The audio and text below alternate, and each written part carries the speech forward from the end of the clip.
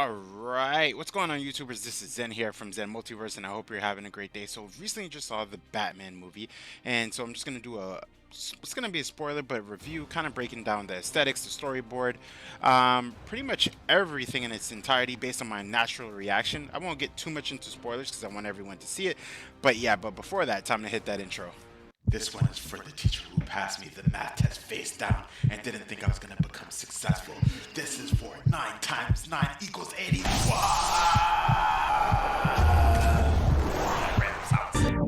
You will never amount to anything. We shall see.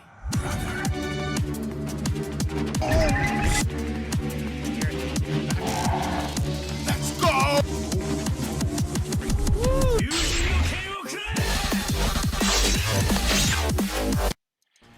Alright team, so let's just start off with the aesthetics itself. Overall, the aesthetics are a dark version of what you would expect Gotham City to be, right? A lot of this kind of looks gloom and doom, meaning that the situations don't really lend itself to a light at the end of the tunnel, which really makes perfect sense for the type of Batman that I'm going to talk about in a little bit, right?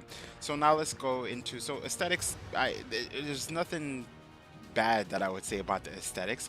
Everything was well lit for a darkened tone, and I saw this movie in 4DX, so it really did fit into the light of rain, darkness, and just overall kind of like that back alleyway type of movie and city that we're looking at with Gotham City. Now let's transition into the characters and the acting itself, right? Number one, the casting was phenomenal. A lot of people did have some gripes about the possibility that we were going to see too much of Edward from the Twilight movies, but I think a lot of folks did forget that we saw Robert Pattinson in many different movies. My last iteration of seeing him in a movie happened to be in the movie of Tenet, right? And he's a phenomenal actor in its own. Now, would I say that he is um, the rich playboy Bruce Wayne? No, not in this movie. If anything, he's kind of like I just went through a lot of stuff, right? And I'm trying to find my way, and I'm still feeling a lot of stuff, but I'm taking out all of my anger and taking out all of my frustration in this mode, right?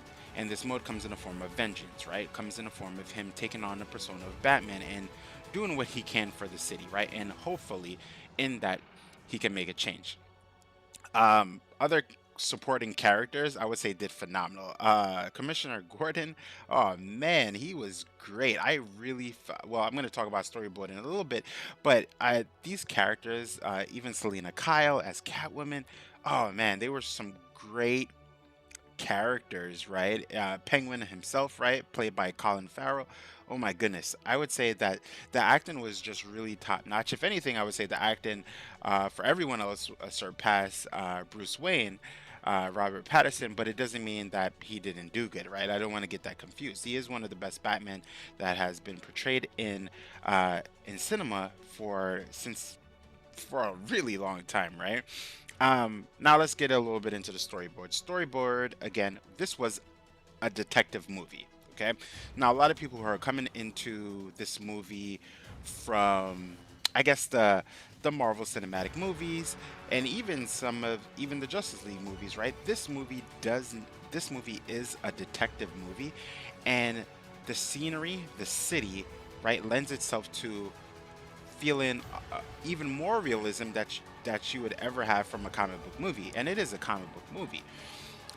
But in a sense, you feel like you could have driven to Gotham City at some point, right? You feel like you have driven down some of these streets before, right? The grittiness, the what it looks like, everything. It doesn't look supernatural. It doesn't look too brightly lit, right? It looks like a nice fall. This is Halloween, so it looks like it's fall, right? And this movie definitely takes inspiration from a lot of comic book storyboards. One of them being the Long Halloween, right? So the Riddler, one of the characters that I didn't talk about, his performance was absolutely, I would say, amazing, right? There's only one gripe that I have, right? And this probably has everything to do with just my intellectual prowesses to keep up with certain things. there were many riddles that were given throughout the movie, right? I felt like they were figured out way too fast before I got a chance to truly think about them. There were many moments where Batman solved it like instantaneously, and that's cool, right? That's all right because he's Batman, right? But at the same time, this is a Batman who's coming to be the Batman that we know and love, right? Um, who can block pretty much everything. This one, Robert Pattinson, he gets hit a couple of times, right? He gets knocked down a couple of times. Things seem pretty grim for him. It even seems like he might die a couple of times, right? But I wish that I could have figured it out at a speed that made me feel like, oh, I'm figuring out this too, right? But you know, it is what it is, right? Now, it doesn't mean to say that I wasn't thinking throughout the movie. I was definitely thinking throughout the movie to know who's doing what, where the interactions happening, how does his parents fall into all of this big picture, and basically, who could be the rat, and who could, when I say the rat, who was the person who was uh, basically just leaking, right? Leaking information to X, Y, and Z. So overall, I would say that the movie was really good. The one gripe that I said I have is just that I felt like my thinking was an afterthought, right? Because everything was figured out really quickly. But that's okay, right? That's just me. Um, I probably just need to get faster in my thinking and the riddles, right? When the Riddler would say riddles, I'm like, at one point there was a character in the movie who said, "Can you say that? Can you say that one more time?" And I felt like that character. Can you say that? And meanwhile, Batman's like, boom, boom, boom, boom, boom. That's the answer, right? But again, don't get it confused. This is a Batman who's coming to know himself as Batman, right? Um, Now let's talk about the music, right? The music was pretty good, right? It's now was it Hans Zimmer? No, it wasn't Hans Zimmer's music, which is my favorite composer. But at the same time, it was phenomenal music that was portrayed in the Batman, and it fit in lines with the aesthetics, right? Especially when you see Batman about to like really wreck someone, and he's coming from the shadows, and you see him. You know things are about to get real, and the music. Uh, was just everything. Like I felt that jolt. I felt like, oh, it's over, Fred. Whoever, when this music plays and you see Batman coming out of the shadows, everything is over, right? Um, the ending, right? Again, this is more of a spoilerless review, right? But the ending was fitting, right? And because the Riddler was such a phenomenal person and villain, I think that we will see him again at some point. And there's basically a scene that lets you know who could be the possible villain in the next one, right? Or it's pretty much confirmed who it is, right? Um, that it could be the Joker, right? Also, at the end of the movie, there's a post-credit scene, and the post-credit scene just basically is not so much of a scene, but more of a I would just say like just a message to you to go check some things on this website because they'll lead into riddles and also possible information along the way on the next coming movie. Now, my overall take is this is well crafted movie. It is a piece of work, right? When it comes to a detective movie, right? The aesthetics, the acting, the music, the sound bites, everything really came together in a phenomenal way that makes sense for a detective movie, but more or less a Batman movie. Now, one of the things that this movie did really well on, I would say, is that sometimes I felt like I could have replaced a character. Like Batman was, of course, the creme de la crop, right? But if I felt like I could have put Daredevil in this movie, or I could have put someone else in this movie, and it would have fit this pretty much the same kind of style, right? As long as it was a detective movie. But yeah, overall, it's a really great movie. If I had to rate it, I would probably give it I would give it a solid 9. It is art, right?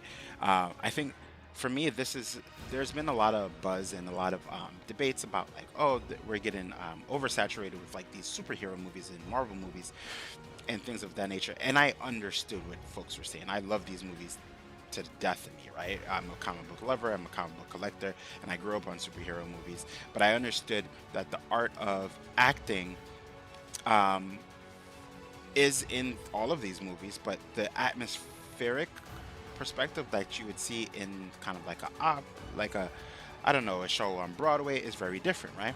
Now this movie definitely feels something akin to the Joker movie, right? Where it's the atmosphere, the acting itself, right? The realism, that there's more realism in this movie than anything that I've ever felt in a long time in a superhero movie. I didn't feel it. I felt like I could go drive down to Gotham City and we could possibly see Batman. It wasn't like this version of Batman was perfect. Like he got hit, he got things wrong, right? He had to figure things out, and nothing fell in line with feeling like the impossible, right? Even the Batmobile, that was absolutely amazing. The sound from the Batmobile was utterly just hype in its own.